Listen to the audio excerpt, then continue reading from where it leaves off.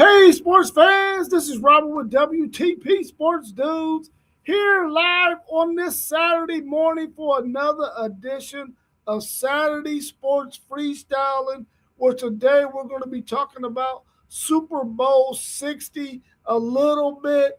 We're also going to be talking about the round of 64 to 68, the NCAA Men's Basketball Tournament. And can you believe it? College game day will be in Austin today for the women's basketball game against Oklahoma for the first time ever in Austin for a women's game. Can you believe it? That is so awesome. And we got some other things we're going to talk about in sporting news. Let's welcome our man, post game of the Post Game 86 podcast to the show. How you feeling post game? Man, I feel good, man. How you doing, Rob?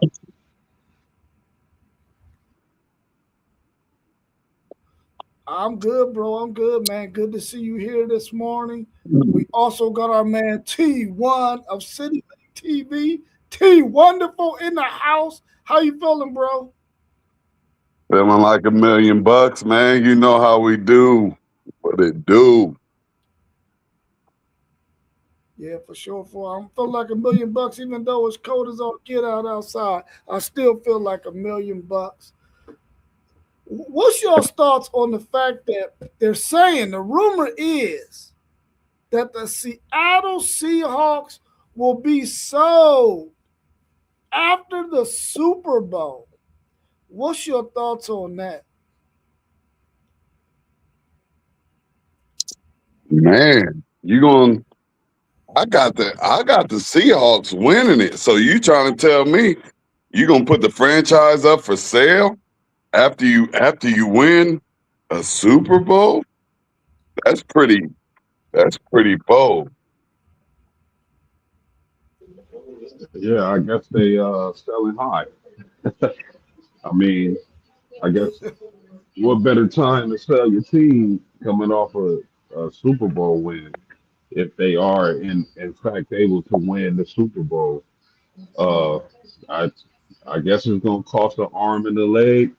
I definitely won't be on the docket to buy them, but whoever gets that franchise is getting a heck of a franchise if they do decide to sell. I see you, City League TV. I guess the owner of the Seahawks um, passed away a couple of years ago, and so of course it's in a family trust. And he wanted his sister, who was over the trust now, to sell the team.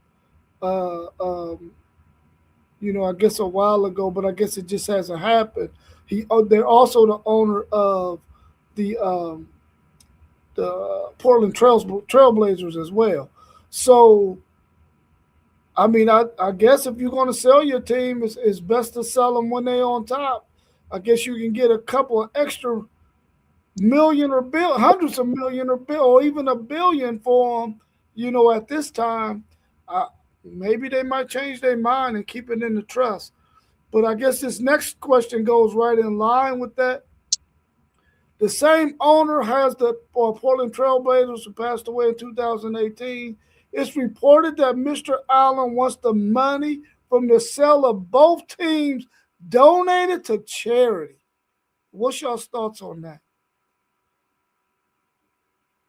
Man, that's a beautiful thing if that's able to go through.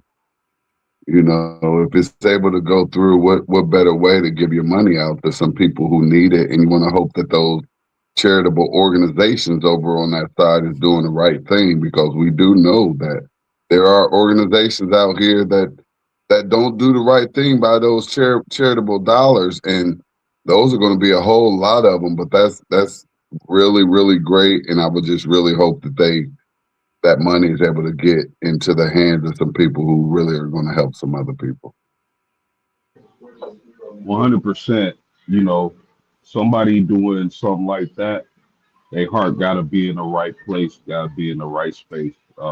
Just real charitable, and it's a beautiful thing to see people with that type of money and power donate to organizations. Me personally, I don't trust charities. I want So to you feel me, post game. 1,000%, bro.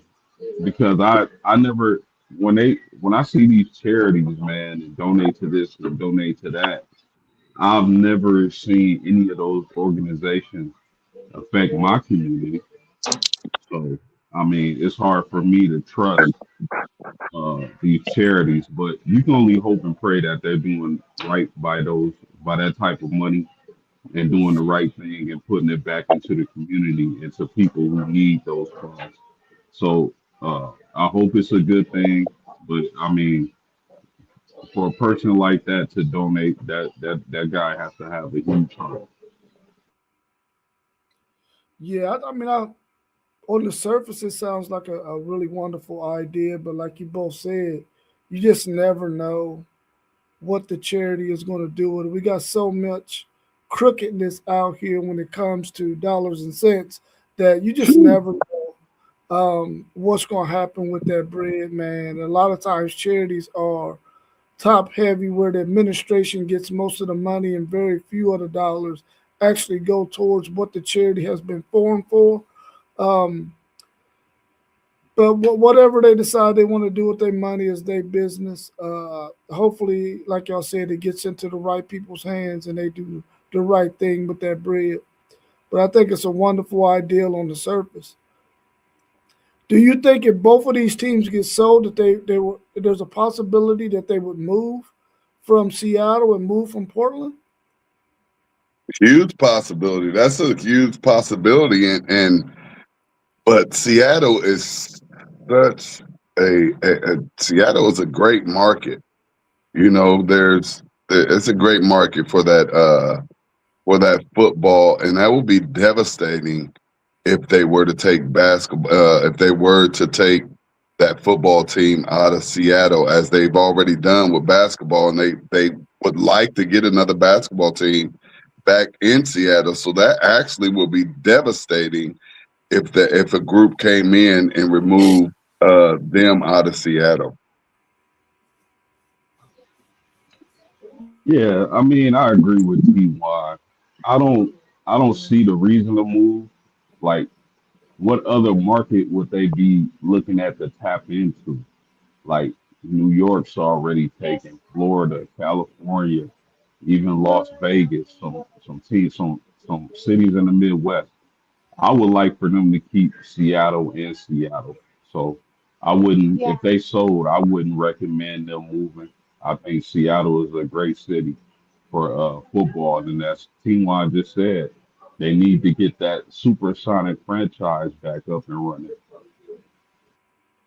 Yeah, let's welcome my man SEC Sean to the show. How you feeling this morning, SEC Sean? I'm exhausted. We had my granddaughter spent the night. Man, I ain't had a 2-year-old in a long time. She wore me out. Yeah, I can understand that. But other than that, we good. Everybody doing good this morning? Yeah, we're good. We're good. We're talking about the fact that the owner of the Seattle Supersonics, not Supersonics, Seattle Seahawks, and the Portland Trail Blazers, who passed away in 2018, has those teams in a trust right now. He was actually the co-owner of Microsoft as well. So what's your thoughts on that whole thing, that they could possibly be sold to Seahawks and the Portland Trail Blazers, and that money going to charity? Yeah, I mean, I don't know exactly. I haven't done a bunch of digging into it. I just saw it, pop up yesterday, and I mean, I agree with what post game said. I mean, I'm part of what T1 said about it, but I agree with post game about taking the Supersonics back to Seattle. I mean, the Seahawks are a pretty good franchise for football. They got a rabid fan base. So I don't think a move would happen. I agree. I don't know where they would move. I know there's been numerous talks when teams have moved or relocated or expansion or whatever about San Antonio, but Jerry Jones blocks that as much as he can because he doesn't want a third team in Texas. Texas could support a third team, of course, but the owners, I know Jerry Jones doesn't want it, and I'm pretty sure the McNairs are not real keen on it with Houston either, or whoever owns the Texans nowadays.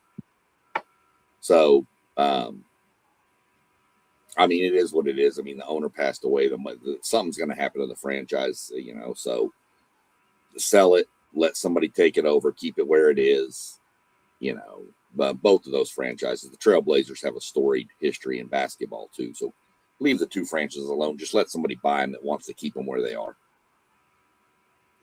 Yeah, I mean, when you think about that Pacific Northwest, I mean, they're the biggest game in town. The Seattle Seahawks, of course, in Seattle is the biggest thing sports-wise out there.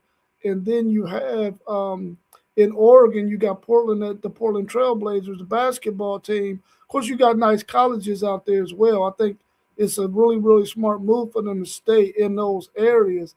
I wouldn't want to up and go anywhere else. So I think that they should definitely stay where they are. And I would like the Seattle Seahawks and the Seattle Supersonics to get back into Seattle as well. I don't know if expansion in the NBA will happen anytime soon, but if it does, I think that should be the first destination that they look at. Well, here's the other aspect of it: as if you own a business, do you want to move it somewhere where there's tons of competition? Right. So why would you move Seattle when you have nothing to compete with? Or Portland even. There is nothing else to compete with except for college, but that's on Saturdays normally. It makes no sense to try to move. Yeah, it makes no sense. Do y'all think something like this would have any impact on these players about to play in this Super Bowl? No, I don't think so. Absolutely not. I don't think the players are too worried about, if the team is going to be sold or not. I think that's something they'll deal with after their victory or loss in the Super Bowl. So no, I don't think it affects their play. They playing well. They focus. They focus on getting that trophy and getting visits for the New England Patriots, winning that Super Bowl over them years ago, which they should have won. But Pete Carroll called the dumbest call in the history of dumb calls, trying to pass the ball and not giving the ball to Marshawn Lynch. Dumbest thing I ever saw. Agreed. Yeah, I need to do a ranking of stupidest play calls in the history of all sports, and that one's probably going to be hard to beat. I don't think it affects them, not the sell of the team.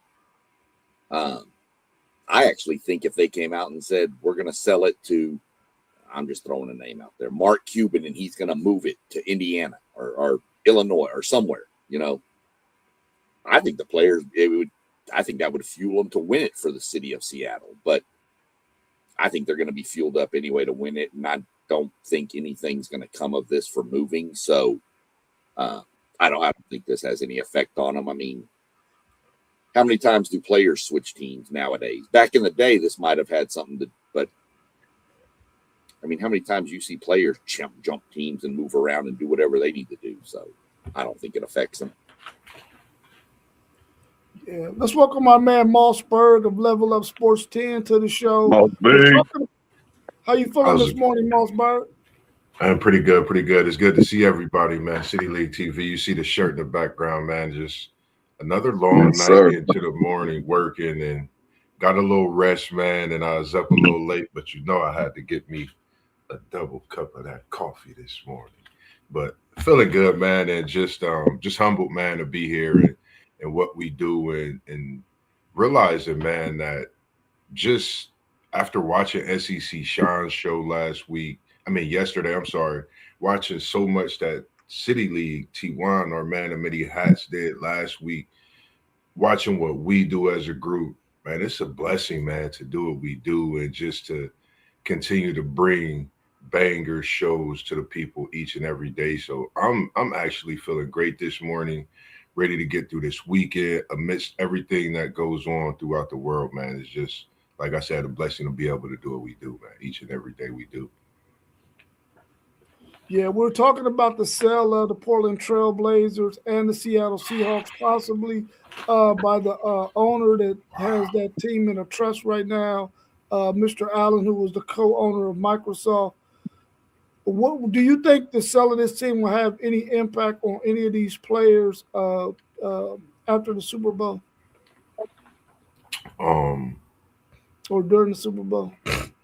that's a good question because you do have a couple of Seattle players that's been there throughout, this tenure of everything that's, went from even the Russell Wilson era, some of these guys. So some of them it may, but I think some of these things are in the same situation as we talk about the NIL. It's a business and these things happen. The passing and things like that. I think with Dame Lillard over in Portland, that's the one thing I think about, with him in Portland, his longevity that he's been there leaving and coming back. Outside of that, it's really, man, it's something that I really didn't look into, but just something to think about as well. Some people do kind of hold on to things like that. And it is good seeing Dame and Lillard go back to Portland. So it may have had some kind of effect on him. So just something I'll be definitely looking into as well. Well, let's turn our attentions to a little bit of college basketball on the men's side of things. College men's basketball is starting to heat up as teams are into conference play. What under the radar team is very scary right now that is really playing some really, really good basketball? I mean,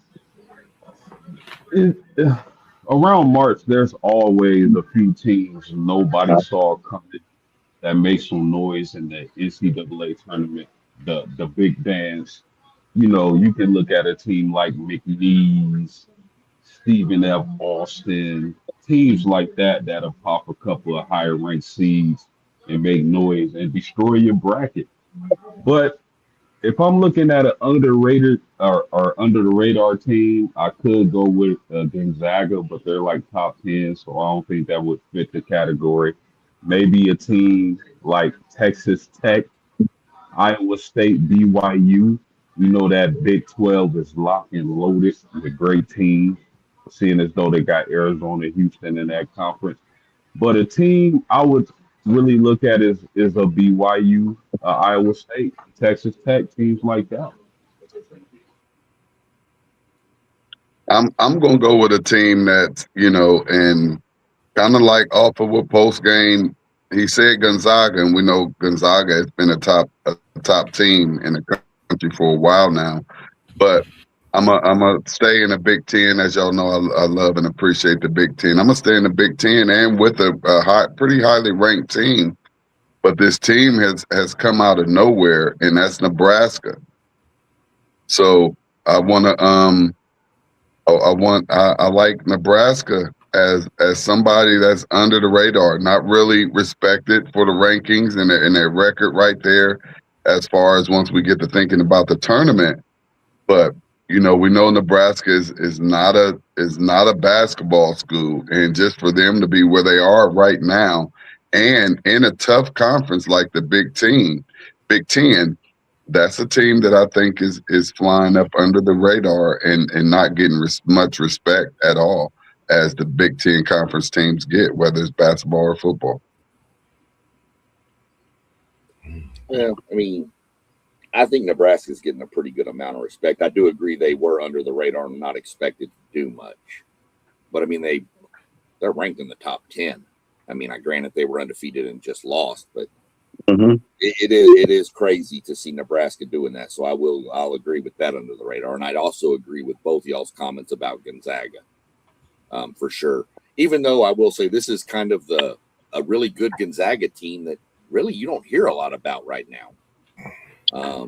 They're not getting a lot of talk either, like they normally would. But Nebraska was a good pick. Also, I agree with that one. I'm gonna be, since we got a Big Ten homer, I'm gonna be an SEC homer, and I'm gonna go with my boys from old College Station down there playing some buckyball. That team was picked 13th in the SEC. They're leading the conference right now at 6-1. Now, you can say what you want. They haven't played the toughest schedule. Okay. But let's remember, Bucky McMillan was the last coach hired in the coaching cycle for college basketball. And when he took over A&M, they had exactly one on the roster that stayed.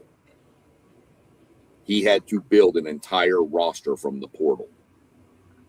And getting them all to mesh and play together, it's worked out. Some people I've seen, some Longhorn fans, and I'm not calling out, Longhorn fans, but there's been a couple, there's always a couple for every fan base that are saying A&M is no different than Indiana in football because look at the age of their players. AG's 25. And I'm like, dude, he had 2 weeks to put a roster together. What do you want him to do? And the way this team's playing, to be 16-4 leading the SEC and not even be ranked in the top 25 to me is under the radar. A sleeper team is UCF out of the Big 12. UCF is very, very, very, very competitive. So, but I'm going to go with A&M, not just being a homer, but I'm shocked by what they've done so far. I'm glad, FanDuel Zay. It's good to see you in here, FanDuel Zay. It's good to see you as well post game. I mean to not see your screen, but I like everybody's choices. I agree with the Gonzaga, Texas Tech. They remind me of a Houston team that's been knocking on the door year after year. But then there's two teams that might not have. They have a high loss chart, which is 9. I like this Texas team. I like this Syracuse team. And when I say under the radar, of course, you got the Carmelo Anthony's son, Cayenne, over in Syracuse doing wonders. Freeman coming back strong and healthy. And Syracuse has played some tough opponents. But this Texas team, same way. They have a hometown, Dalen Swain. I feel he's a definite NBA lottery pick, along with another hometown guy over at Auburn as well. I think also with Kansas, if they can get Peterson, if he can put a month of healthiness together, and it could be March, this Kansas team could be scary. The way they got their guard play, Gonzaga, like you said, it's so many teams, but I like this Texas Tech team. The one team I'm gonna say is Texas Tech because Toppin. I watched that kid the other day, man. He's special. I think he's out of the 3 brothers, the one that is going to take that next step, moving forward. Nothing against the other brothers, but he reminds me of a Thaddeus Young, Chris Bosh. So I'm going to go with Texas Tech being under the radar. Yeah, I like that Texas Tech team. Real quick, another team that a lot of people aren't talking about, and they haven't played a gauntlet of a schedule, but the St. Louis Billikens, which my stepdad's, rest in peace, rest his soul, but my stepdad's brother used to be on the coaching staff, so I got to see those games with some pretty good seats. But the Billikens only lost to Stanford, and they only lost to Stanford by 1 point. So come March, that could be a sneaky team that makes some noise in the tournament. I agree.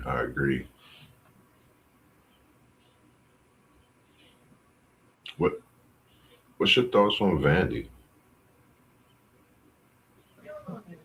I like Vandy's women. I think Vandy's women are a force to be reckoned with, especially come March time. But Vanderbilt and the SEC is kind of weird to me because they got some real freakish athletes, but their conference isn't as dominant in basketball. as compared to the a few other conferences, the Big 12, Big 10 conferences like that. But I mean, I like Sean's team. I like SEC Sean's team. I like Texas A&M out the SEC. And real quick, not to cut you off, you got some boys over there, the Illini. They're under the radar. That sensational freshman. I got a great glimpse of him. Was it last night, the night before? He's special. I think they are definitely another team that's under the radar. So I'm gonna say Texas Tech and Illinois is my two top under the radar when you talk about the schedules they played, the conferences they sit in. I just take those two with, of course, quite a few others as well in that picture. Yeah, I mean, I like that Illinois team. I think they're in a really tough conference, so down the stretch they'll probably take a couple of losses. I don't know how well they defend, and they have some size because a lot of their players are taller guys, but are they physical enough to withstand that Big Ten gauntlet once they really get into it real tough? They got a really good win last week over Purdue. I really like that Illinois team. My man FanDuel Zaya or One Take Zaya told me that I had to drop one of my teams. I couldn't like Texas and Illinois. I had to go with one or the other. So y'all know how that goes. That's tough. Yeah, but I really like that. The Texas team there, Sean Miller is really trying to teach those guys how to play basketball smartly and to not make a whole bunch of mental mistakes. They make a lot of mental mistakes. Swain is playing some really, really good basketball. He's probably going to be one of those players that might be in the ready for SEC Player of the Year the way he's playing right now. He probably won't win it, but his name will definitely be in the discussion. But they just don't play disciplined basketball, man. They foul on way too many 3-point shots. They foul.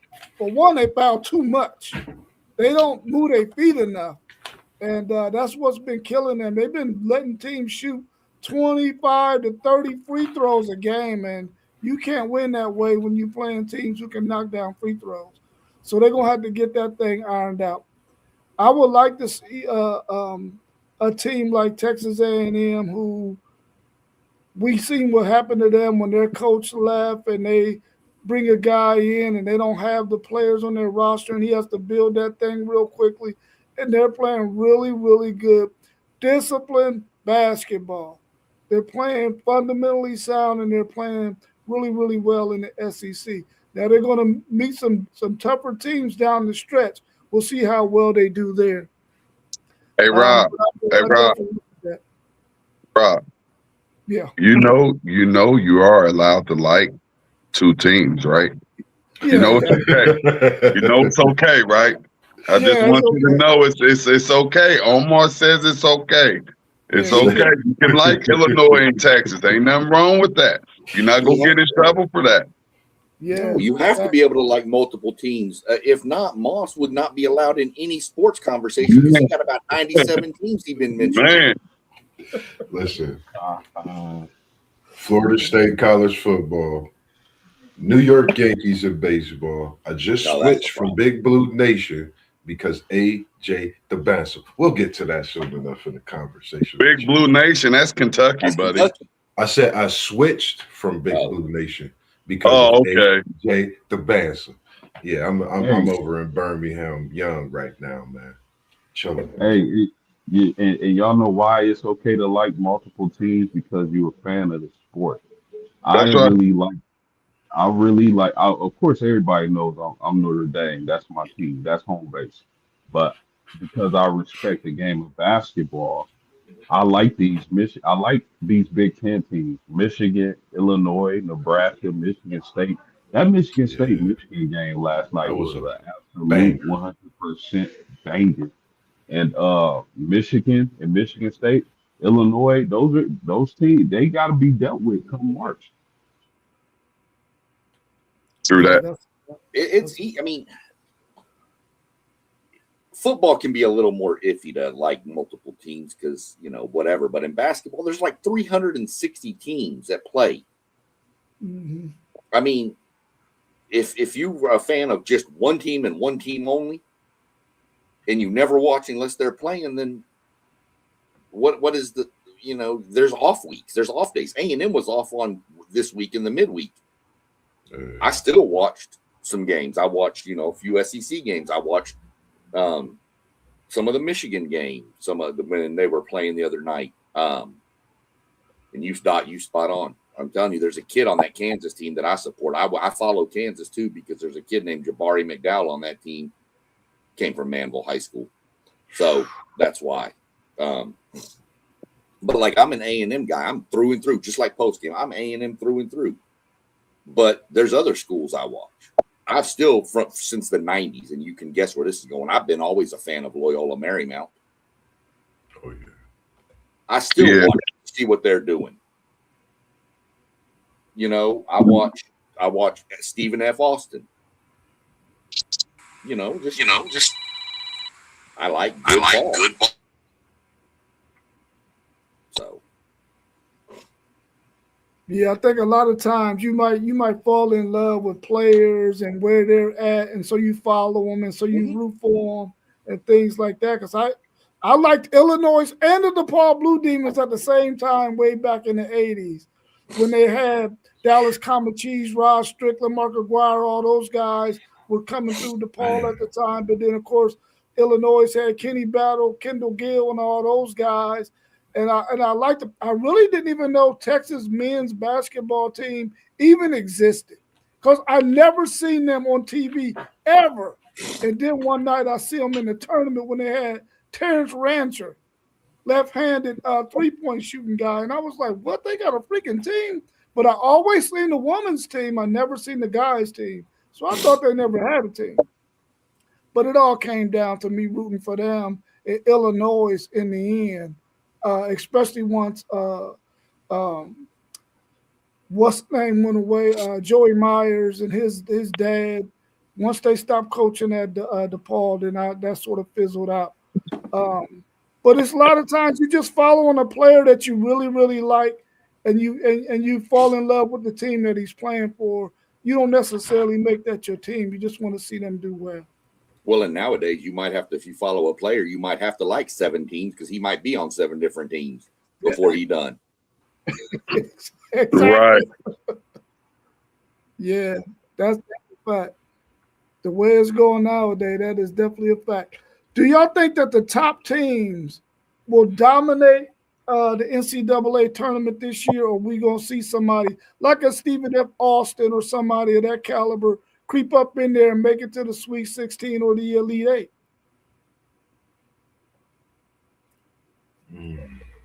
I like the top teams dominating from here on out, with the portal, because as this portal continues in the direction that it's going, you're not going to have those players on those small teams that's able to, get that university to a Sweet 16. So I'll say the top teams are definitely going to dominate because they're going to be the ones with the money and the players. But we can throw a butt out there, as you saw with Indiana.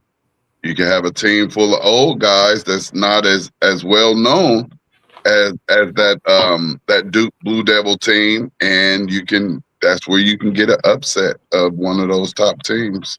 But I think the top teams will pretty much dominate. Yeah, I think more so on the women's side, you'll see the top seeds dominating that game. But on the men's side, I think there are a couple of teams who are going to dominate. But do I think the Final Four will be the top 4 seeds? Absolutely not. Because, these are still young men. All it takes is for one game where you're not playing your best basketball. A team comes in hot and nails a couple of threes and you going home. Think about it. Your girlfriend cheated on you last night. One of your parents got sick. You got an F on one of your finals. whatever the case may be, can derail a team in March and knock them out of the tournament early. What's your thoughts, SEC? You know I'm gonna talk.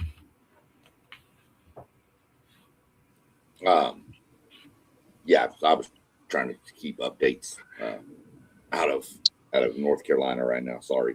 Nah, you good. I think the top teams are going to dominate. I mean, but I think we think that every. And then somebody jumps up and bites somebody. McNeese is really crazy. Those dudes forcing turnovers down there. You could see a Stephen F. Austin. Go back a couple of years ago. The coach at A&M was the coach at Sanford, and a fluky call that probably shouldn't have been made cost Sanford beating Kansas. So you're going to have upsets, but I think when everything settles, your Arizona, Michigan, maybe a Tech or Houston, Duke, I think those are going to rise to the top. But you're going to have a few higher seeds go down to some of these lower seeds for sure, because you do every year. It's just a matter of who's going to take down who. This is a year I don't know that you don't have that question about the number one seeds. I think the one seeds are all pretty secure moving through. I don't think you have to worry about a 16 versus 1 in this year's tournament, because I think the ones are just that far separated from the rest of the field. If you say dominated by the top teams, if you say, man, I want to say yeah, for the first few rounds possibly, but overall, I'm optimistic this year, man, with the excellence of some of the programs we've seen. Nebraska being, where they're at in their program. Just seeing AJ DeBansa and BYU, for one. Peterson, what he's doing, like Zay say, that's like we almost watching a young Kobe, rest in peace, man, and what Peterson is doing. Like just watching him is special. So I think we definitely gonna see some great players. I don't know. I just don't know. We're gonna definitely see some blowouts, but I think it's possibility that somebody getting knocked off this year, and it's gonna shock a lot of us for some odd reason, man. I think this is the year where we're gonna really see some March Madness like it used to be in many ways. Not that it haven't, derailed us in these last few years, but I think David is coming to get Goliath. That's what I'm looking forward this year. I think the domination is over. My optimism is there. Before we get into the women's game, has there ever, or do you got a tournament game that you remember from the past that you watched and you saw a team who should have won that game totally get that game taken away from them by either poor refereeing or poor coaching? Do a game come to your mind along those lines? Absolutely. I'll go back to 2000 and want to say 2002 or 2003. The Notre Dame Fighting Irish, led by Chris Thomas and Ryan Humphrey. Shout out to Ryan Humphrey. They were on the verge of knocking off Carlos Boozer, Jay Wood, Jay Wills, and that Duke team. And I think, if I recall correctly, it was a fluke foul call, and it was a technical call. And from that point on, like Duke just rallied, and it halted Notre Dame's momentum, and Duke ended up prevailing. So if I got to recall one from years past, I would say that game, because I just knew my Fighting Irish was going to prevail, but it didn't happen.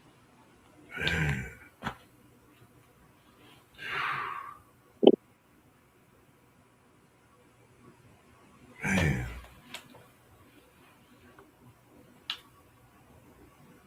Oh man, that just makes me think.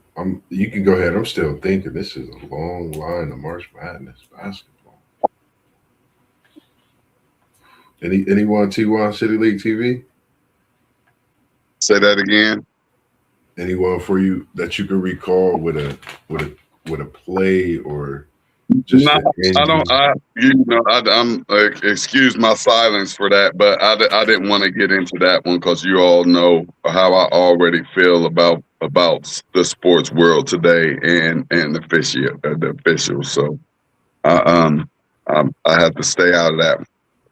It seems like I'm just a basher and I'm a hater and I'm just mad because somebody lost or something like that. So I'm gonna stay off of that.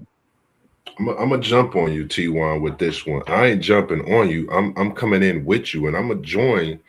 Not that I went to the school or graduated or I'm alumni, but I think that St. John's OSU game brings me the thoughts, if I'm not mistaken, and that great team that you guys had, which we all know how that was. And whew, I don't know. Could you hit us one time a little bit? Because that was a definite. Say that again, Moss. That OSU St. John's game. I was thinking about that. Which one? Scooney Red versus Artez Barkley. Oh yeah, that one. Yeah, that's a little far back, but yeah, that's a little far back. Yeah, I was trying to go on encyclopedia, man. Just make me think about that game, and just man, I mean, it's so many games, but I don't know what made me think about that game. And coming down to them winding minutes and where they should have easily won that game. That's a great one as well, FanDuel. Man. Will they call a foul on that one? FanDuel was talking about the Michigan team against Louisville when Trey pinned that block on the board, changed the whole game in that title game. Did they call that a foul on that, or? I think it was a foul or something. It was something that went the wrong way. It was something that went the wrong way for the team up north. They called a blocking foul. Yeah, they called a foul. Okay, yeah, I remember that. They called a foul on that. Yeah, that was definitely a bad call. I don't know if y'all remember Marcus Pfizer, who played for Iowa State, and they were playing Michigan State in the Final Four, I believe it was. And they robbed the heck out of Marcus Pfizer in that Iowa State team that year. And if you go back and watch that game, I think they might have called a moving screen or something like that on Marcus Pfizer to get his fifth foul or something down the stretch. And that game was poorly officiated down the stretch, in my opinion. But that Michigan State team was a really, really good team, too. So they was deserving to be there. I just thought the referees should have stayed out of it and let those two teams battle it out down the stretch. That one comes to mind for me. Yeah, and we can also look back at last year's national championship game, fellas. I mean, going off what T1 like to talk about, there was no way Houston on that last possession they let the game play out like that. Like that was super weird. I never saw anything like that, and I felt like they should have beat Florida, but it is what it is. Yeah, they had that game won. That was for sure. They had that game won. So game day is in Austin for the first time for a women's basketball game in Austin, as they're going to play Oklahoma today. How exciting is that for the women's game? Because normally college game day will be at one of these high-profile men's games. But today they're going to Austin for the women's game against Oklahoma. Of course, they had Aaliyah Chavez, I think is her name, was the number one player in college basketball last year. She was down to Texas and Oklahoma as a school of her choice. She chose Oklahoma. She's been playing really good basketball lately. What's your thoughts on college game day, giving some love to the women's game? Well, I mean, that's good. That's good. Exactly, it's good. I mean, it's good for the whole sport. I mean, it's a good matchup. I mean, why not?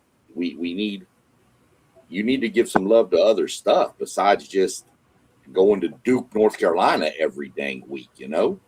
Move this thing. I mean, show some other people some love. In Texas and in Oklahoma is a top 10 matchup in college basketball for women. And it's a good storyline. The Lisa Chavez thing out of Lubbock. I want to say Lubbock Monterey High School. Down to 2 schools, she chose one rival over the other. So I mean, why not? That's a storyline that you can feed into the game. So I think it's good for the game. It's a great thing for the game. I agree with that 100%. This is an intriguing matchup. I really like Oklahoma's style of play with Chavez leading that point guard position. But I like this Texas team. This just for the ladies. It's a great opportunity for them to showcase women's basketball with these two great teams. If you ask me who's going to win this game, I'm going to lean towards Texas. I really like Madison Booker in her game. I've said this before. She reminds me of a female Kevin Durant. I think Rory Harmon really solidifies that backcourt and brings stability and leadership to that team. It's going to be an awesome matchup and a must-see game. And this is a great win for women's college basketball. I agree. I think it's great. I think when you talking basketball, you put it in a big state of Texas to start with the women's game as well, being this big game day there. You're talking Maddie Book, you're talking Chavez, you're talking college basketball at its pinnacle right now on the women's side, because if you really think about it, since Caitlin Clark left, Angel Reese left the women's game of college basketball, it really hasn't been much talk. Who's taking over this? Who's taking over that? Not that it's not a lot of great players in this women's game, because there's so many great players, but this forefront, I think, is going to bring that out more. I think Maddie Book is ready for the show today. Chavez, like you said, Harmon. I think this Texas team is a team that could win it all. I think this Oklahoma team can, but I think it's great for college basketball and women's sports in general. I think they need to do it more often. I think this needs to be a thing that happens every weekend throughout the rest of the season. Make it a Saturday and Sunday slate. Why not give these women they do? They work hard for it.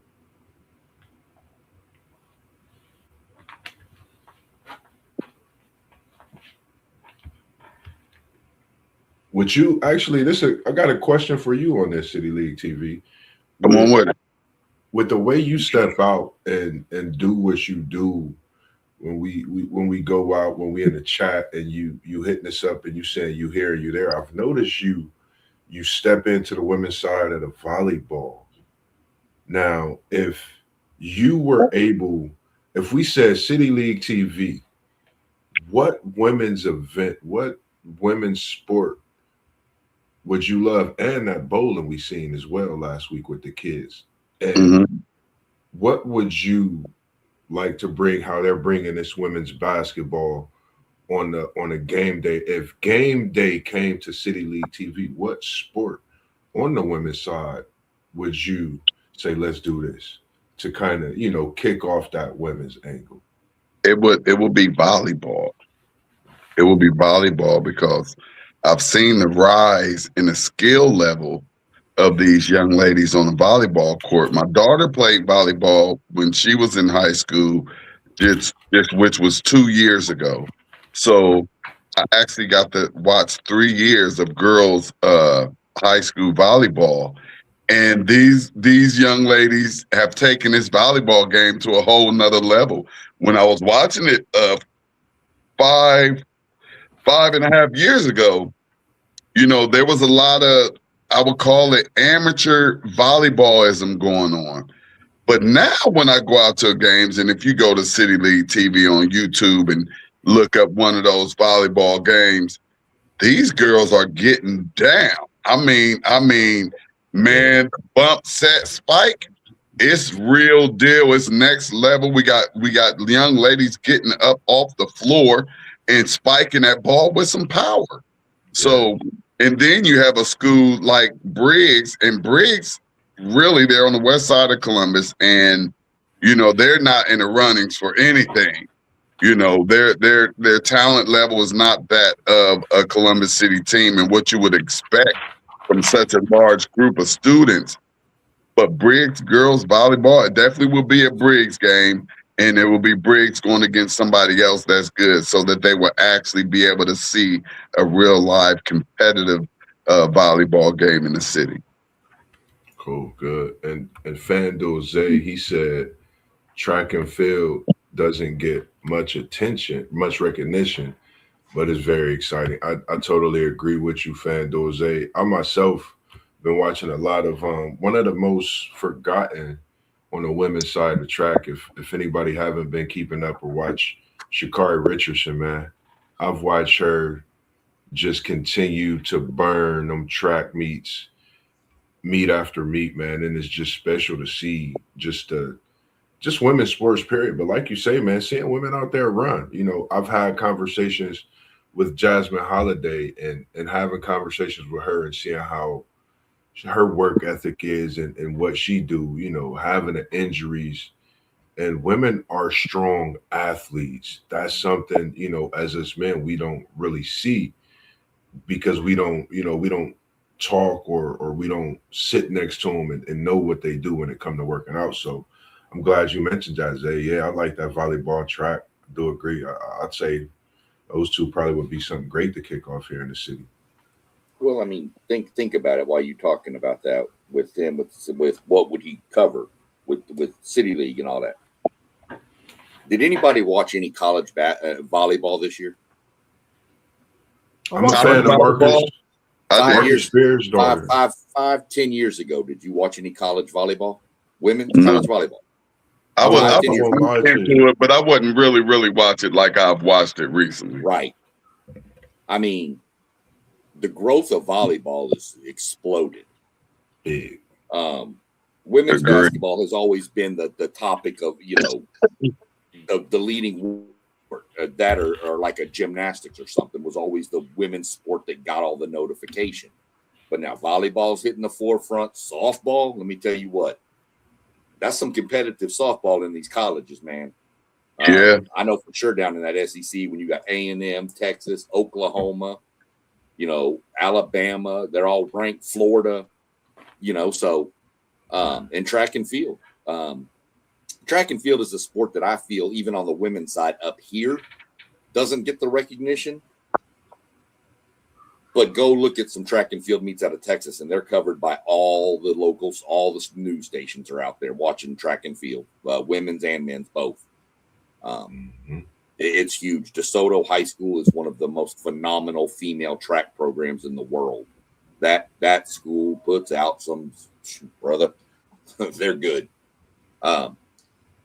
But yeah, I mean, I agree. I mean, volleyball. That's what I keep saying when on the broadcast with T1 and City League and all that. What you're doing for the kids is what's this about. Yeah. Mm-hmm. Nobody ain't gonna go watch a bowling match, but you know what? If they on your page, they may be like, "Whoa, what is this?" So that's what it's all about, is getting these kids recognition for what they're doing to keep them doing what they're doing. Yeah. There's scholarships for college for bowling.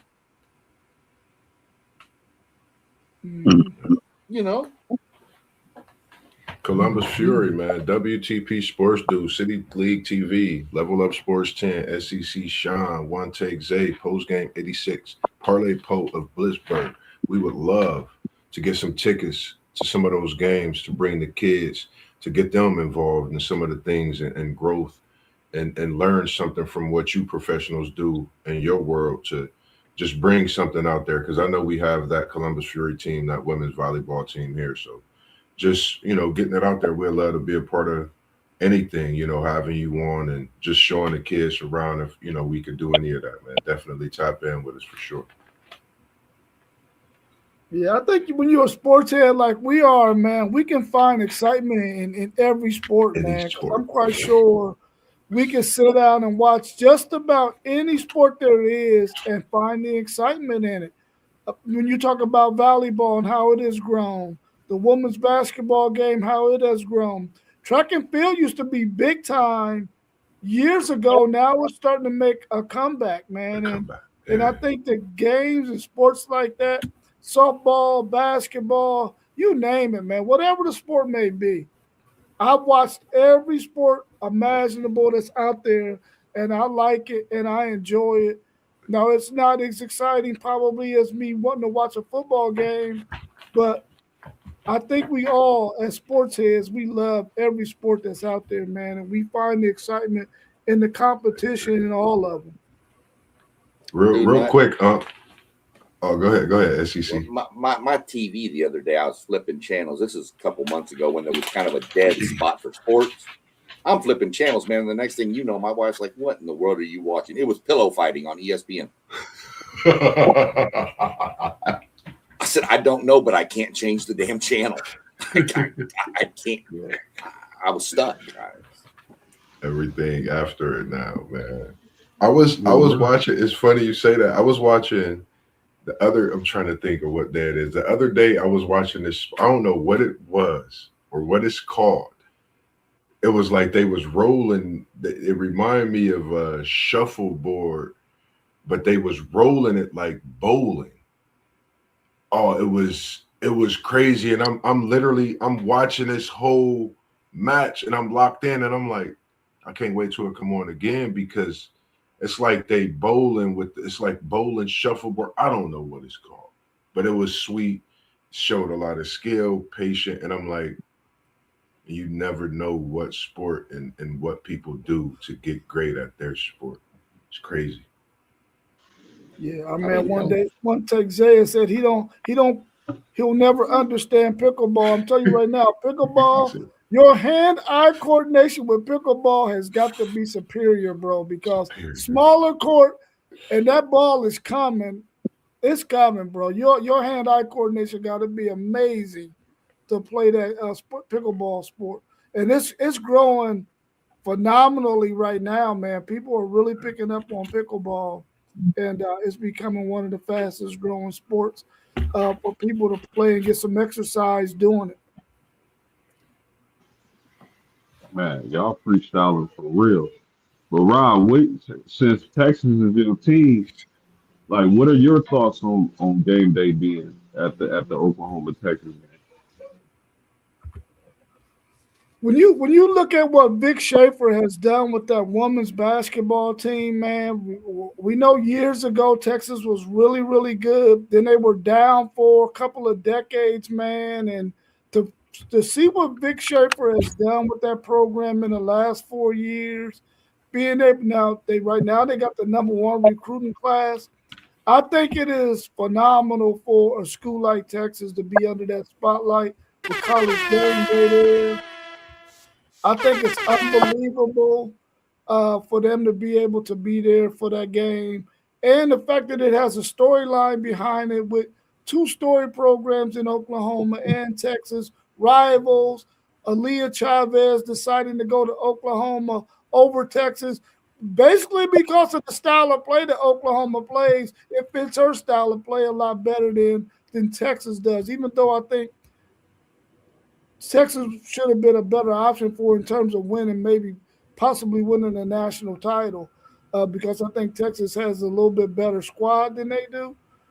But outside of that, man, I mean, I think that is phenomenal that they chose to go there to a place like Texas on college game day over a men's game.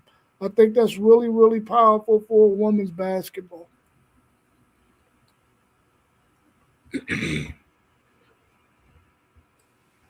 Do y'all see any clear-cut favorites in the women's game, in the women's tournament? If not, what teams can you see right there in the end? This is an easy one for me. I believe UConn is hands down the best team in women's basketball. But I mean, you got a few really, really good ball clubs that can make some noise and possibly pull some upsets. When it comes to talking about UConn, UConn's a clear-cut favorite for me. But I mean, UCLA, South Carolina, Texas, LSU, and Vanderbilt. Vanderbilt is playing some really good ball, y'all. You can't sleep on Louisville, Iowa, Michigan, and TCU. Oklahoma, possibly. Ohio State got a good ball club when it comes to women's basketball. So there's some really exciting teams. Even though my Fighting Irish are having a down year, there's some exciting teams. But the clear-cut favorite has to be UConn, fellas.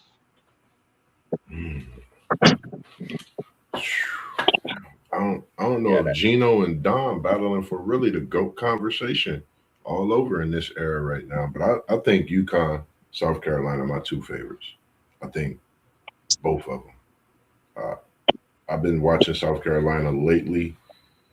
I just got to put both of them together because they really have been running college basketball with different teams getting the title here and there in these last few decades.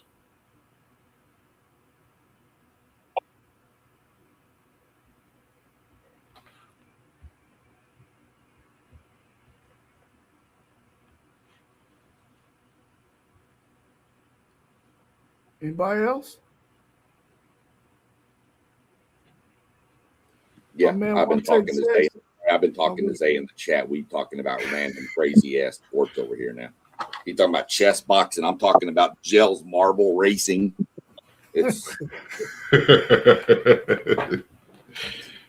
we're just going crazy over here. So yeah, UConn, but I will say this. I mean, I think UConn. You have a few teams: UConn, South Carolina, Texas, Oklahoma, UCLA. You know, they post game mentioned them all. I'm not going to go with that. And I feel you want a down year post game. Every time A&M's women's play, I just hope we keep it within 20. And we normally don't. So I will say that, but I will say this. I think the women's game is a lot deeper now than it was 3 to 4 or 5 years ago. 5 years ago, you pretty much knew it was going to be UConn, Notre Dame, South Carolina. Those were your teams back. Maybe Stanford, too. I mean, not forget Stanford. They had a run there for a while. But now, I mean, look how many teams we just named.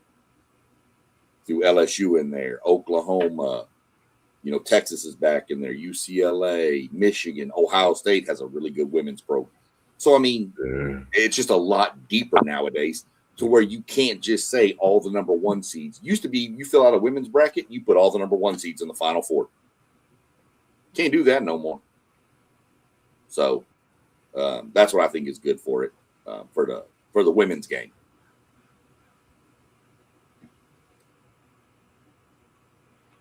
Yeah, I think it's going to make for a really good, interesting tournament. I do believe that UConn is probably the team to beat out of the women's brackets. But I think there's about 16 teams who, if they catch you on an off night, they can beat you. And I think all of those 16 teams will have a chance to possibly find themselves in the Final Four, in the Elite Eight, with a chance to compete for a national championship, man. Because you got some teams out there that got some guards that can really go. And when you have guards who can play in the tournament on the men's side and on the women's side, that could be the difference in the game. Now, of course, you still got to have rebounding and defense, which got to be key.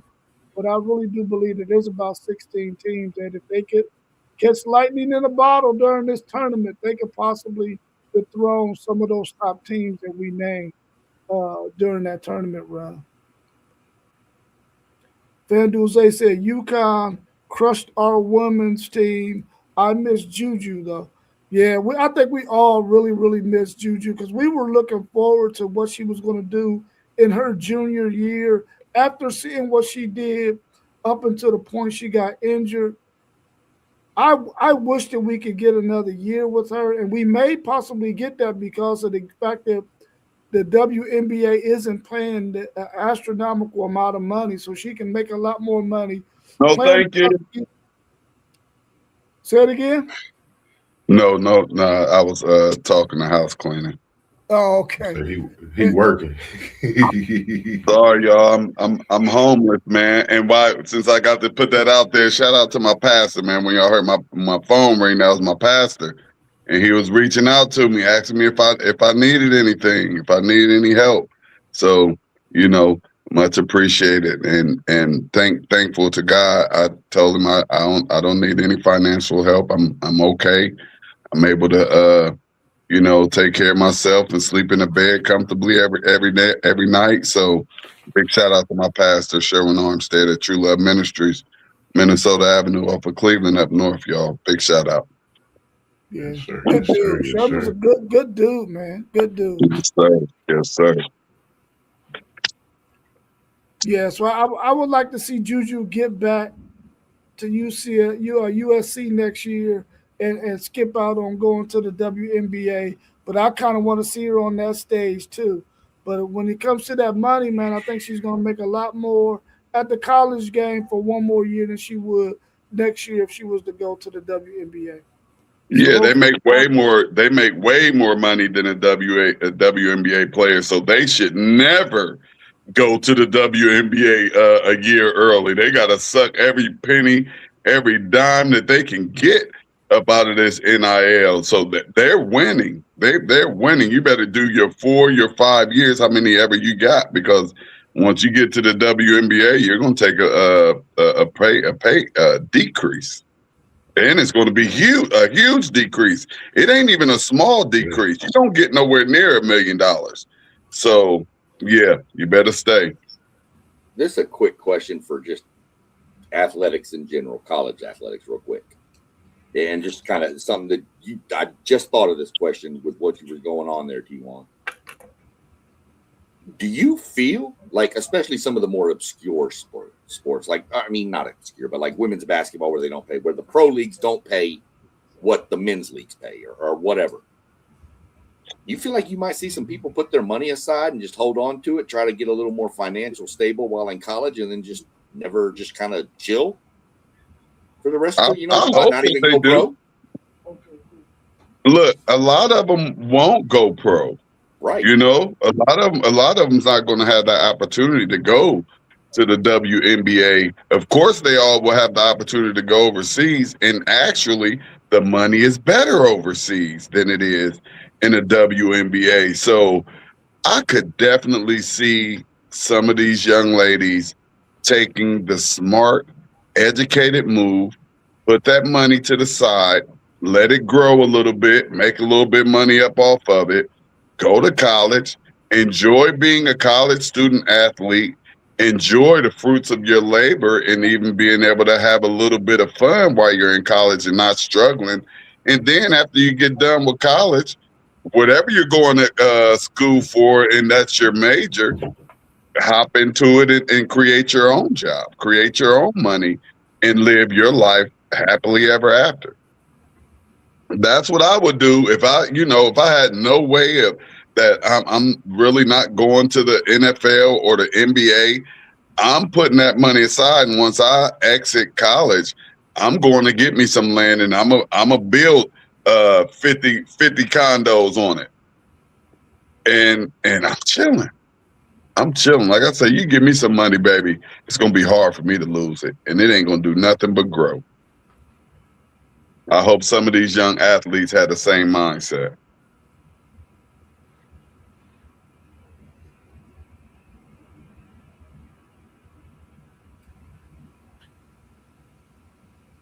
I stepped away for a second.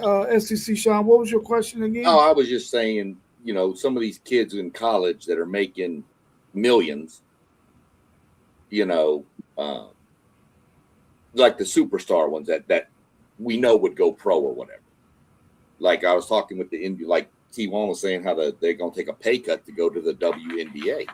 Wouldn't you? I mean, do you think we're going to see a point where the WNBA is going to be like struggling for people because these kids are making more money in college. And then they're like, no, I don't want to go risk any more injury to my body. I've made 8 million, 10 million playing college ball. So I'm good. Mm-hmm. Well, I don't. Well, the people that's making that kind of money, I think they still going to go play in the NBA game because that's a sign that they probably love the game so much that they want to continue to play afterwards. But I really like the point that T1 made about these young people. Listen, you get that money, you have to have a plan for what you're going to do with that money, and it can't be to go buy a whole bunch of freaking jewelry. You got to be thinking about purchasing you some land, some real estate, some properties. You got to be thinking business minded. You cannot think that you're going to be able to sit on that money and just spend it and it's going to last forever. Sebastian, I think his name, what is his name? Sebastian Telefair, is that his name? Telefair. He showed you that, listen, you have got to be willing to do something wise with your money because apparently he made 20 million, only really seen 10 of it. Played 10 years in the NBA, $1 million a year. He could have done a lot with that $1 million if he had the right people around him to show him how to use his money wisely. And these young people need to make sure that they link up with somebody who understands finance. You got to get you a financial advisor who is not a crook. So that way you can make that money work for you and your family for generations to come. I'm telling you now, if you give people like you see these 5 guys on the screen that kind of money, they are not going to blow it because they understand what they need to do with the money that they get. You heard my man T1 say he going to go build him 50 condos. And guess what? All 50 of them are going to be filled, and it's going to be bringing him some income in every month. Every month for the rest of my life. For the rest of his life. Hey, that's the first thing. When I get my big wad of money, my big load of money, that's the first thing I'm gonna do. I'm gonna go find the contractors or whatnot, and I'm gonna get me some land and how many ever apartments I could put on it. That's what's gonna happen. It might just be I might only have enough land to get me a 4 or 6 row apartment. Guess what? That's what it's going to be. And I'm going to be collecting that much money every single month for the rest of my life. And my grandkid going to be getting it. If I get that kind of money, it's been nice knowing y'all because where I'm going to be probably ain't got Wi-Fi. Ain't got Wi-Fi. I'm sorry. I'll try when I go into town or whatever. I'll try to hit y'all up. But other than that, I'm gonna be sitting somewhere sipping on something cold. We them dudes. We will find you, SEC Sean. I'm gonna be off in an island and there's gonna be black SUVs pulling up and all y'all gonna jump out. What's up? Man, one take said buy McDonald's. I mean, their line do stay full, man, but I can't sell death to the people. Got it. So you can get you a fast food chain for like $10K right now. Yeah, right now. You get a steak and shake for $10K. Man, that made my ears go up seeing that steak and shake. I'm like, man. And steak and shake is not really expensive. And I ain't never seen a steak and shake in the hood, man. Steak and shake in the hood might do a little bit of business. Man, I got a money making scheme. If anybody wants to start it, I can make all of us $1 million right now. Somebody go get one of them food trucks, park it over near Ohio State, and 5 o'clock in the morning and sell breakfast tacos for $2 a taco. You already know you got the cook right here. That's all I'm telling you. You'll make $1 million in a year. $2 a taco. Them dudes will be buying 3 and 4 tacos every morning. Yeah. Yeah, that's a fact. I mean, the reality, people, what we're telling you is with your money, you got to think about being a financial person with that money. You can't just think you're going to spend it on a bunch of stuff that's going to be devalued once you purchase it. like a car or like that jewelry. You got to invest your thing in something that's going to make you some money, not spend it on something that's going to depreciate once you purchase it. So be wise with your money. Anything else y'all want to add before we wrap up the show? We right at 1 hour and 15 minutes. I got a couple quick things. One, a financial advisor is not Uncle Bubba. Okay. Exactly. I mean, and to any Bubbas that are financial advisors in real life, I apologize. That's not meant for you, but y'all know who I'm talking about. Real quick, still no update on my NASCAR race tomorrow. Looks like we're still good to go for Sunday. We're in a pretty good sports time right now. We got a lot cranking up over the next few weeks and months. So everybody be sure to stay locked in and tuned in. I got one question I want to ask everybody's opinion. What was the craziest March Madness game you remember watching? The national championship with Michigan and North Carolina. That timeout. That was the crazy. That I think that may be the craziest thing for me.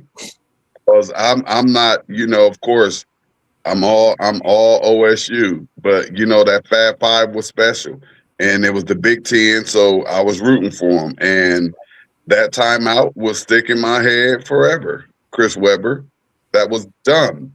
How'd you get a brain fart that quick? Because if I'm not mistaken, they were in a timeout not too long before that, so you had to know that you didn't have any timeouts. Put down the weed, Christopher. I would say for me, it was the Arizona Kentucky game back when Bibby, Miles Simon went at it with Derek Anderson, Ron Mercer, Epps, Paget.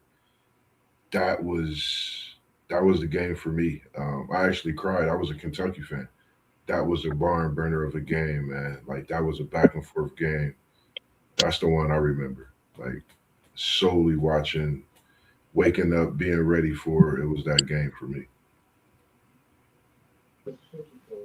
Yeah, man. I mean, can't beat those matchups you guys just talked about. But I'm gonna just say, just because it inspired me so much, the Michigan State Florida National Championship with Mateen Cleaves. And you seen Mateen Cleaves was a shorter point guard, didn't have much athleticism, didn't have much speed, but he had heart. He was a leader. And I think he twisted his ankle that game and still got up and played. And all I can remember for that game is, yes, sir. So I'm going to go with that one, man. Shout out to Mateen Cleaves. Sparty. Man, I got a couple of them. One was a heartbreaker back in the days. I think it might have been 83. Houston versus NC State, 5-slammer jammer. I thought for sure that Houston team was going to thump the skull of that freaking NC State team, but they ended up losing. Lorenzo Charles with the pickback air ball from whoever that guard was that was killing Houston that day. That one, and oh man, it just slipped my mind. Oh, when Villanova beat Louisville and that nervous Purvis team when they had Ed Pinckney, nobody predicted that Villanova was going to win that game, man. And they ended up winning that sucker, man. That was what really made me start to say that, man, Cinderella stories are really, really true. Those two games that I just mentioned, Cinderella's won both of those. Zay said that 07 Florida OSU. That was a banger because that was my squad. That was a big game. I even like that OSU Kentucky battle with Anthony Davis, I believe, against Turner and them with this same team with Greg Oden and them. Like, I mean, Ohio State then played in some bangers in this March Madness if you think about it. When they played against the Tennessee team, that was a banger, so definitely, man, I agree with you, Zay. Don't feel like just because it's your squad. That's real talk. It make me think about if Kenyon Martin would have played with my Bearcats back then, if they would have won that national championship, man. Like, so many crazy things with March Madness. Hey, Rob, I don't think you asked your last question. I got two real quick that come to mind. One is the whole run from, like I mentioned them earlier, the Loyola Marymount with Hank Gathers, Bo Kimball. I will never forget that whole run. But the one that sticks out in my mind, I will never forget this game for as long as I live. And it was in 2016, and it was an A&M game, and it was A&M versus Northern Iowa. Ooh, I remember that. Where A&M was down 10 points with under 30 seconds left and came back and tied it and won it in double overtime. Whoa.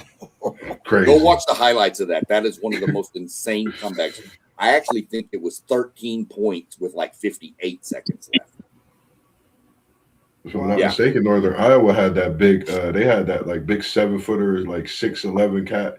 They had a couple dudes that were just dead on shooters. That's the Northern Iowa team that actually A&M was a 3 seed that year. Texas was a 6. We were going to play in the second round, Texas and Texas A&M, but Northern Iowa hit a 3 from half court to eliminate Texas, and then came in and jumped all over A&M, and then A&M it's one of the greatest comebacks you'll ever see.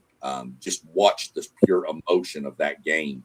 It is insane, and it goes to double overtime. That was the year A&M lost to Oklahoma with Trae Young, right? Yeah. That's the year we lost to them. That was Alex Caruso was on that A&M team. So that was it's a hell of a comeback. If you get a chance to go watch. In fact, I think I'm going to go watch it before the A&M game today. This was that last question right here for you. Zay popped it back up. So we've been going crazy in the chat. What players do you love to watch in women's basketball? Yeah, I forgot about that question. And he dropped down what's that? Jelani. Juju. I'm actually going. I'm halfway to get to watch Juju this year, man. Hey, I like my girl Cambridge from Ohio State. She's special. You know, we got another special one. You know, she remind me of Kelsey Mitchell.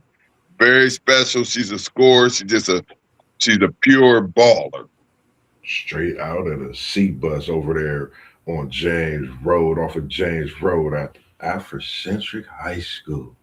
She's on my 5. I actually made a top 5 for Cambridge is from somewhere else, and she also has a sister that plays on there. She not from Columbus.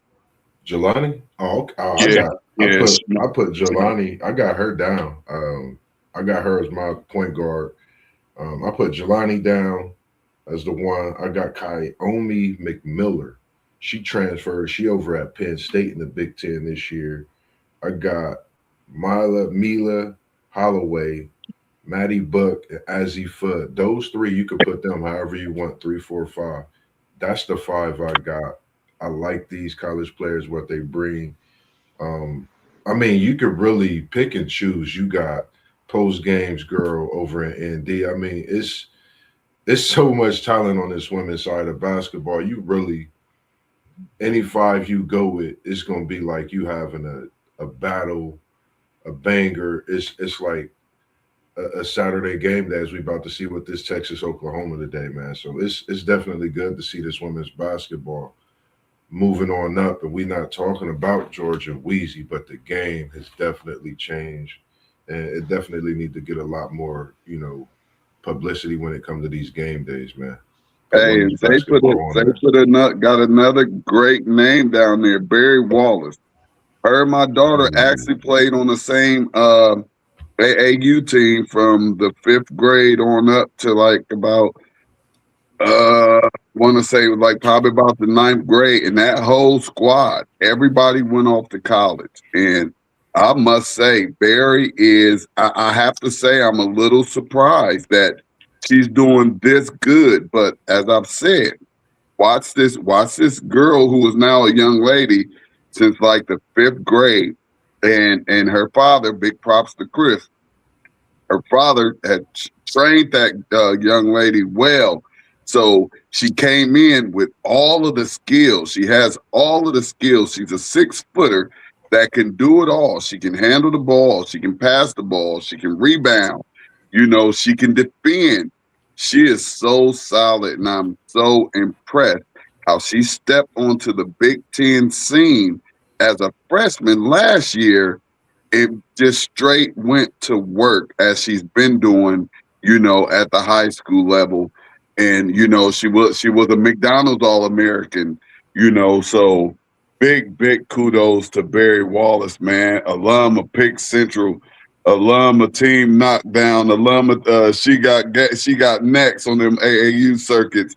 But big shout out to Chris, her father too, and the mom, because mom is always there too. But Barry is doing big things in the Big Ten. I'm just so proud of her, man. And big shout out to my girl Riley Beth from Team Knockdown. She also from Pick Central. I believe she's at Purdue Fort Wayne putting in work, man.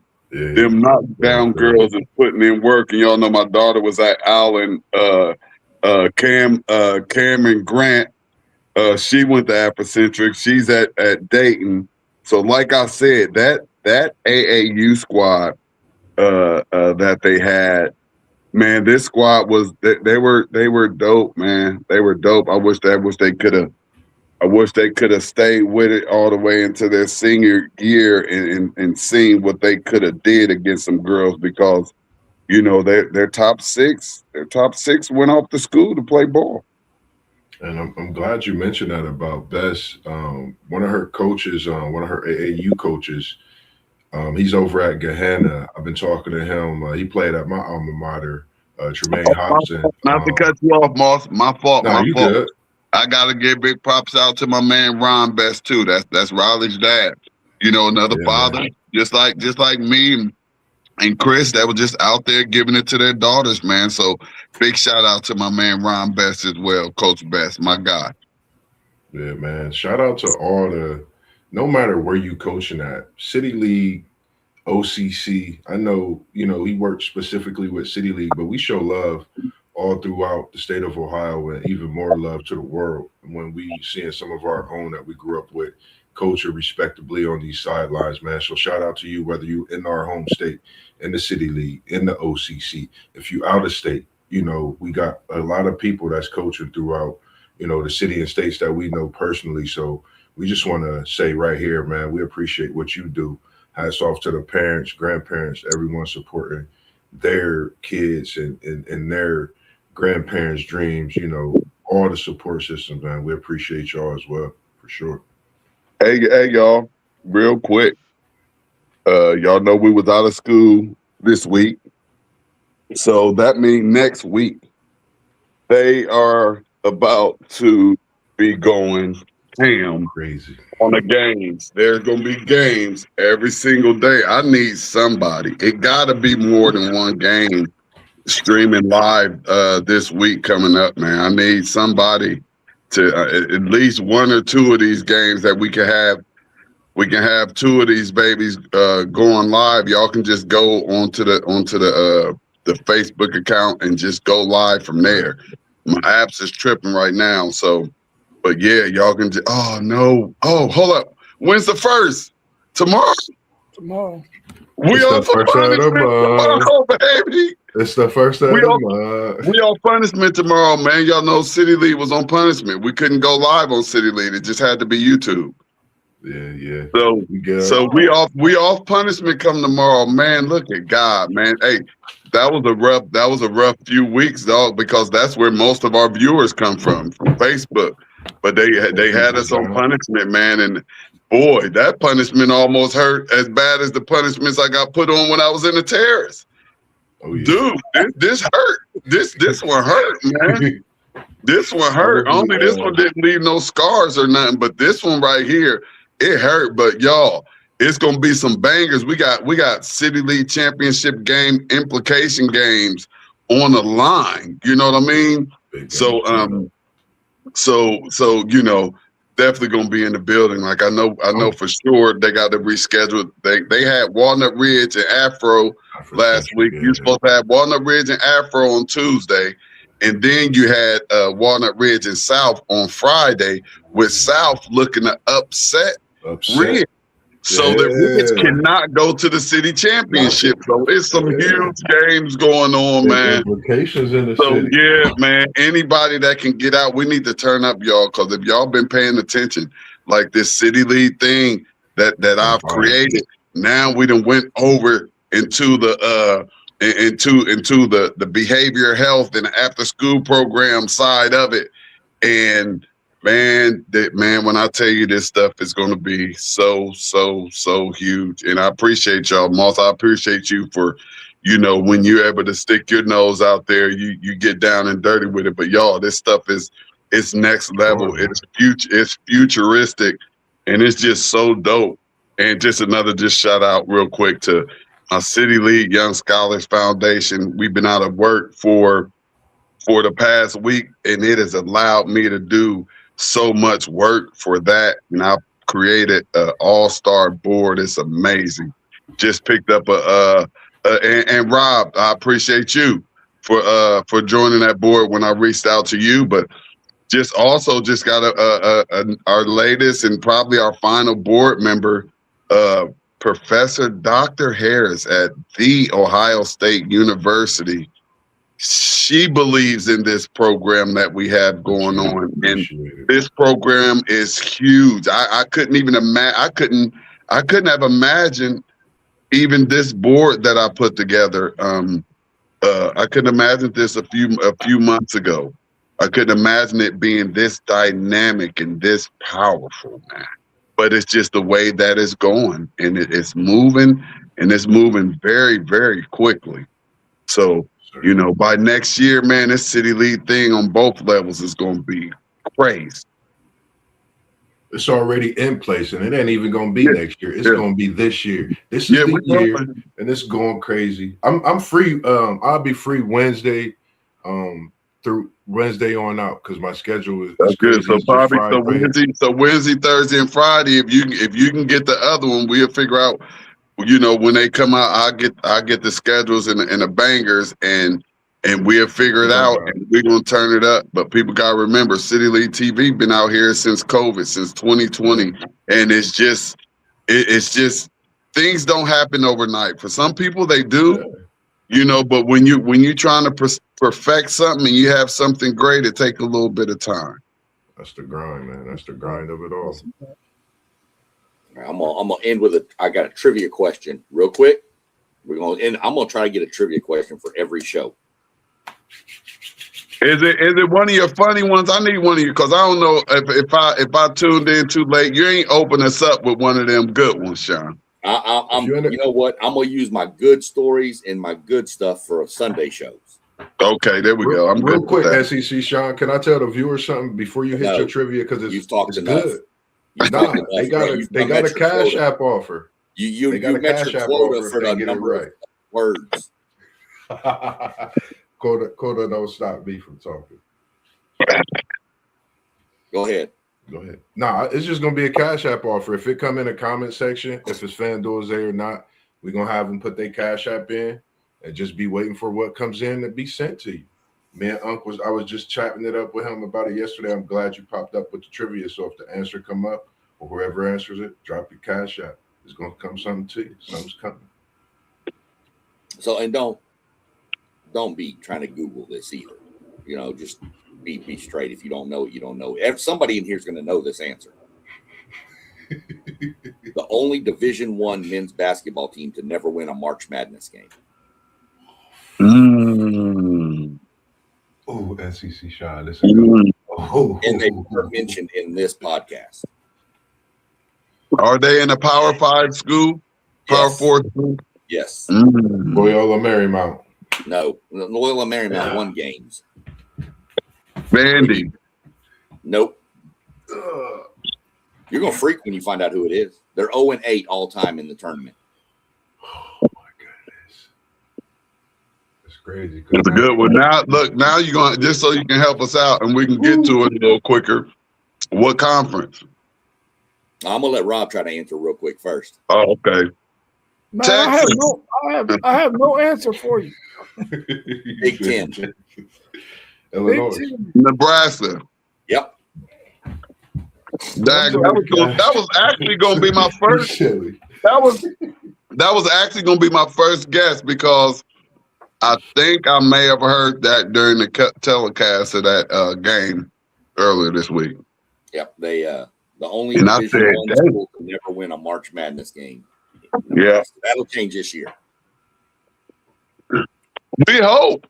We hope. We hope. If they win a game, that's going to be pretty crazy when you think about it. That every school in Division I has won at least one tournament game now. I'm going to wind up popping a quick short probably today later on. We're expecting an update in a couple of hours. It looks like everything for my NASCAR event Sunday's been postponed to Monday now. So I'm going to wait till we get clarification and schedule, and then I'll throw a stream together real fast. No reason for anybody to join. I'm just going to go on and give an update on the scheduling once I get it all squared away. Hey. I got a notification late yesterday about something with it. Hey, y'all see Shador's new coach? Y'all see what their relationship is like? Loving it. Cleveland. Loving it. Interesting. Actually has somebody that likes him. And wants him. You also got the Reese's Senior Bowl today too. Yep. At 2:30, I think. I think it's 2:30 Eastern. On the NFL Network. Yeah, they got some good practices too. I've been watching the highlights, man. They've been going. Woo. Yeah, I'm gonna tune into some of it. I got my A&M game kicking off here in about an hour with Georgia. Go watch that, and then I'm gonna flip over. Cool. Who y'all got today, Rob? Who, Texas? Yeah, who y'all losing to? I mean, who you playing? I don't know. I don't know who they play. Yeah, I need to check and see if we playing today. Well, I tell you right now. I'm actually watching y'all's what's do the we name play right today now? Looking at the Buckeye Corner, I think y'all do play today. We got that big y'all game got Wisconsin at Kansas today. Y'all make sure y'all watch that. Yeah, make sure y'all watch that BYU at Kansas today. AJ DeBansa and Peterson. If Peterson is healthy from that injury, I think we really looking at the possible 1-2.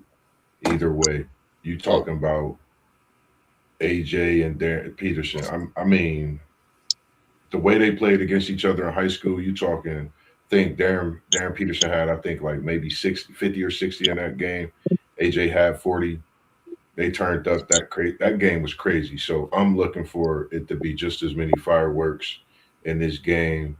Bill Self will be coaching, of course. So big game in the Big 12 today. Could have a lot of things to do with that Big 12 championship coming up as well. So Texas, hey, y'all see all the freshmen they got out here dropping all these 40 balls all over the place? Yeah. Mad freshmen out here balling. I ain't even know. Yeah. Oh yeah. I like my boy Flemings over in Houston. Yeah, Oklahoma? Yeah, y'all are at Oklahoma. Oh, we go to Oklahoma. Yeah, that's right. That's right. Yeah. Hey, Sean, what time is my game and on what channel? Does it say? I think y'all might be on at 12:30. Let me look it up real quick. Then shout out to 2 p.m. Oh, it's a triple header then. What you say, Sean? I didn't hear you. It's because Moss. He's throwing. Yeah, I know. You know Moss can't control himself. I know. Moss get going and it's just over. Y'all are at 2 p.m. on Fox. Yeah, they got that. That's what's up. I like how Fox jumped into the college football scene real heavy this year. I don't know if y'all noticed, but Fox is on the scene. Yeah, Fox jumped into all college sports a lot heavier this year. Yeah, that money, baby. That money. Yeah, we the 1 o'clock game at Georgia. We're going to see what happens here, see if we can fight off Georgia. Then, real quick, Unc, what you think about your boy Dalen Swain for Texas? I think he's a lottery pick. Averaging career highs this year. Great switching going to Texas from Xavier. What's your thoughts? Him and Keyshawn Hall from Auburn, hometown. I mean, I really, really like Dalen Swain. I think he should play another year of college basketball. This year. I don't think he will be a lottery pick. I think he will be a first round pick though, but I don't think he will be a lottery pick, top 20 for sure. But I would like to see him come back and play another year and work on his outside shot. It's a little bit inconsistent, but once he gets that going, because he's been playing some really good basketball, he's been playing the best basketball for Texas this season. I really like his game and what he can do, but I think another year will really help him a lot. But I know he's He probably better stay and get that. He better stay and collect. He better stay and collect that money. See, that's where these kids are going wrong at. Like, dude, if you're getting over $500,000, and definitely if you're getting $1 million, do not rush up out of there. Leave up out of there with your degree and your bank account on swole. Take out some insurance for yourself. Do your years in college as a college athlete is supposed to do. Get your degree, and then go make you some extra money. yeah. I can tell you. I meant to mention this earlier when you were talking about Texas. And under the radar stuff, somebody mentioned him and it came up, but A&M's philosophy against Texas was let Swain score, but try to stop everybody else. Yeah. And Texas has got a major problem, and it's called we can't stop fouling you. Yeah, hey, listen, Sean Miller said it like this. We was fouling the hell out of them. Yeah. Yeah, I mean, that's the truth. I mean, they were just beat. I mean, it's crazy. I watched that Auburn. It was Auburn the other night where Texas was up like 14 and then started fouling Auburn, and Auburn just started making free throws, and then game over. Auburn wins by like 10. I'm like, I think they shot 28 free throws in the second half. Oh yeah, well, I'm sure they did. They shot close to 40 for the game. Yeah, that's nuts, man. You can't let somebody go to the free throw line for 28 free throws. No, Texas had like 4 people with 4 fouls. And that's the problem. When that center gets in foul trouble, it's over down low for Texas. They just don't. Yeah. And that's every game. He gets in foul trouble every game. I'm like, you've been playing college basketball long enough. You got to stop these stupid fouls, man. The bad thing is it's not even all on the defensive end. Some of them are moving screens. Yeah. Stupid things. So, if Texas can quit fouling Swain, that's the game plan for Texas. Let Swain get his 25-30. You talking about him going to lottery pick Moss? It depends how many of these freshmen come out, because right now I think this freshman class is going to be your lottery pick. A lot of freshmen, but if a bunch of the freshmen stay back in college on the T1, game plan, right, then maybe he does come out and he is a lottery pick. So I kind of hope he leaves, because I don't want to have to deal with him another year in the SEC. But that's just me. Nah, I know they gave him at least $750,000 mil, if not $500,000, to get down there. So he can't. But then again, basketball is different. Right. Yeah, Basketball pay a little bit more than football, but I still truly believe that these young men should stay in school. I thought that the portal would make them stay in school for all 4 years, because you're getting paid. Get paid, go get your degree, then go. Take out an insurance policy just in case something happens. Take out your insurance policy. Enjoy being a student athlete on these amazing campuses, because you're going to have plenty of time to be a grown man. You're going to have plenty of time to have to take care of every single thing yourself. Enjoy it. Because it's going to be gone before you know it. To all you college athletes that watch this, adulting is hard. Yeah, you don't want to do this. We want to be back where y'all at. Stay and get your money while you're in college, because it don't get no easier when you hit the real world. I'm telling you. Yeah. One take, Zay. I've done that video maybe 3 times and have erased it. I'm trying to get it up under 3 minutes so that it would fit as a short, so that way it could get more views as a short. But I'm still working on it, FanDuel, Zay. I'm ahead of Deion Sanders finding players a short video here sometime between now and tomorrow. I was about to say, anything on the picks? I just put OSU, Wisconsin, OU versus Texas on the women's side, BYU, Kansas, and you said your Aggies had who? SEC Sean, who was it? Georgia. Georgia. I just put these games down real quick. If y'all want to throw y'all's picks out there real quick for these big games today. I got Texas A&M over Georgia. I got Texas men over Oklahoma, and I got Texas women over Oklahoma. And BYU, Kansas, ooh, that's a tough one right there. Where's it at? It's at Kansas. I'm going with Kansas. I'm going with Kansas. I'm going with Kansas too. Where's that Wisconsin Ohio State game at? Wisconsin. Yeah, we're losing. Yeah, I'm going Wisconsin in that game just because it's on the road. Yeah, it's hard to win in Wisconsin. We hardly ever win in Wisconsin. Ever. Give me Kansas. Everybody hardly wins in Wisconsin. Right. Yeah. Give me Kansas, mainly because they got my boy from Manville High School, Jabari McDowell. I'm taking A&M over Georgia. If you're betting that game, take the over because that game's probably going to be like 97, 96, to be honest. Those two teams don't play. I mean, it's crazy. No D. It's just like football, no defense in the SEC. Right. Now, come on now. And then you give me both Texas squads. And I'm taking my that Wisconsin pick back. I must have fell and bumped my head. Yeah, y'all gonna have to catch me before y'all hang me. So OSU by 20.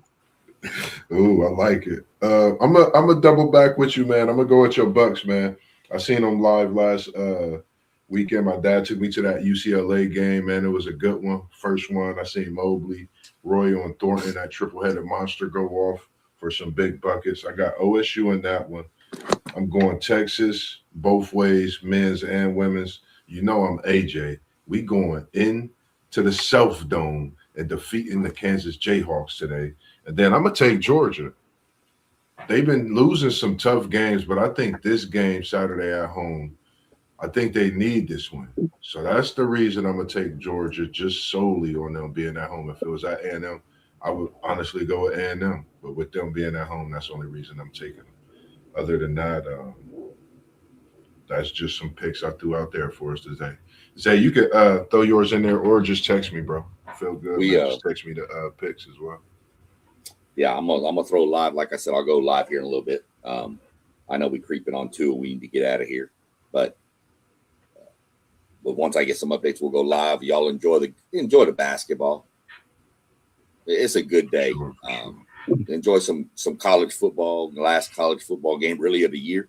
You think about it, and this is good on good for across the nation. This ain't some slack game. This is the best of the best out here. So. Most importantly, though, everybody stay safe. That's the most important thing. Right. Stay safe. Stay warm. It's freezing outside. Yeah, it's a good day just to stay inside with some warm beverages and just watch some basketball all day. And come out and get some of them good old waffles and some of that cooking because your boy Moss be cooking up tonight again, man. What's one? Come see me. Where at, Moss? I'm in Polaris, man. Yeah, Polaris. Polaris Parkway, yeah, right across from the mall, right there where Kroger's is. Man, don't worry about the sign being out, man. We try to get that fixed, man. We trying to get that sign light on, but definitely come out. Zay, just send me the pics, Zay. With the pics we man, you out of town. You out of town, bro. Hey man, listen, you're in the city, you out of town, buddy. The way I get down on that flat top is worth it's worth the drive. I feel you. Believe it. Yeah, you throw it down pretty good because that Waffle House about 2 minutes from my house. You come up there for them biscuits and gravy tonight, I'll get you 2 of them. SEC Sean, but one's gonna be on the house on your boy Moss B. We ain't going out to eat much right now since Mama lost her job. So.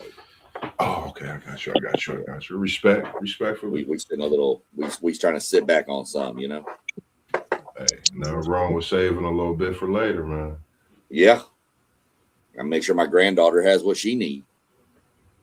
Yes, sir. Yes, sir. All right, y'all. Hey, y'all, I gotta get out of here, man. I love y'all, man. Yep. Well, you too, You bro. too, man. You need something, T1, always hit me. Appreciate it. So, nah, man. y'all be good. Make sure y'all tune in to all the channels as well, man. Down low. SEC Sean bringing a great NASCAR as well, man. We appreciate everything you do with that. You enlighten me. You enlighten more fans. And I'm sharing as much as possible. And I definitely want to get on with you next week or the following week, like we said. Make sure y'all follow Parlay Poet Blitzberg, One Take Zay, who was in the chat with us through and throughout today. We appreciate that.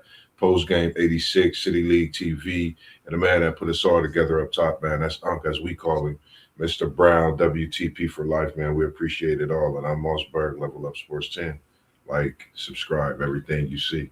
Notify. Hit the notification bell. Hit it all. Every channel. All right, y'all. Peace, man. Y'all have a good one. Peace. We'll catch up tomorrow. Peace.